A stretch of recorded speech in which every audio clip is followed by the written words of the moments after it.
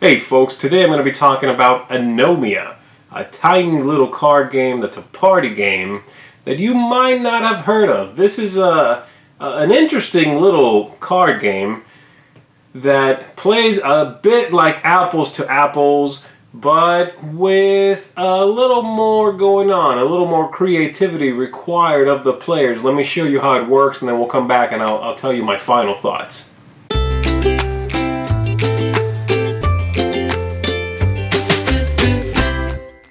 The first thing you'll do in the game is you're going to pick which pile of cards you're going to play with. In this case, I'm going to be showing you the blue cards, but you can play with either one. You're going to shuffle those and you're going to put them in the center of the table like so. Players will be sitting around the deck. And on your turn, what you do is you take a card and you flip it face up in front of you. Now the card has a topic there and it has a symbol, and every player will do that on their turn and so on. Let's say I'm playing with 4. Boom. As soon as that happens, these two people have the same symbol, and so they must, as quickly as possible, name something that is on the opposite player's card. So this person has to say an artifact as quickly as possible, and this player has to say a mystery novelist as quickly as possible. Whoever does it first is going to take the loser's card. Let's say this person says, Dean Koontz, give me that.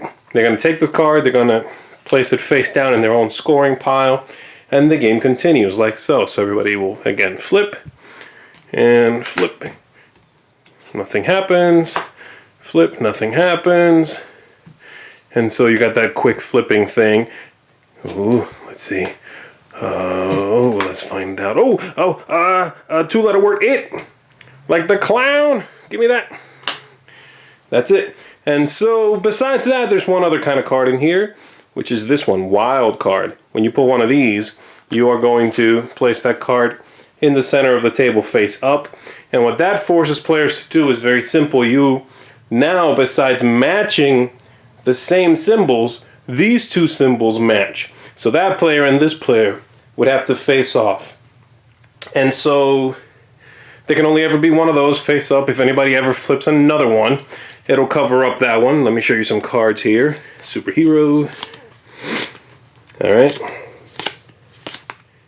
So for example, if we hit this one, it would cover up the old one, and that would go away.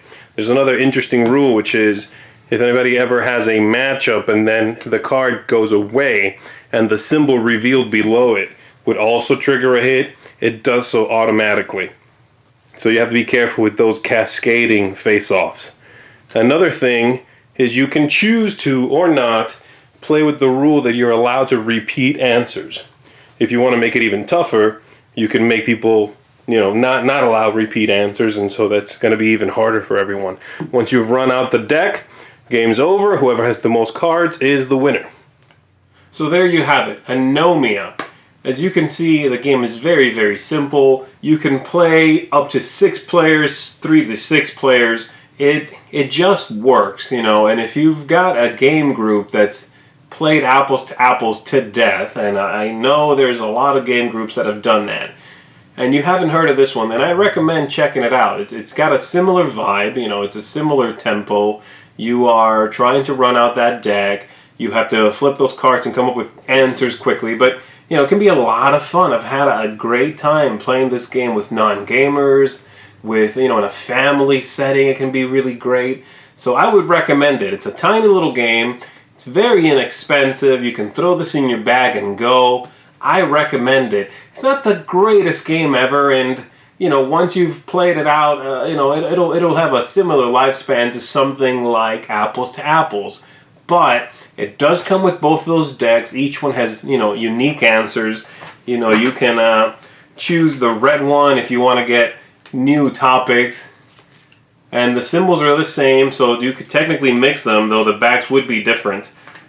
And if you play with a smaller group, with a group of 3, you can actually remove a symbol to make those matchups happen more often, to really, have some great interactivity.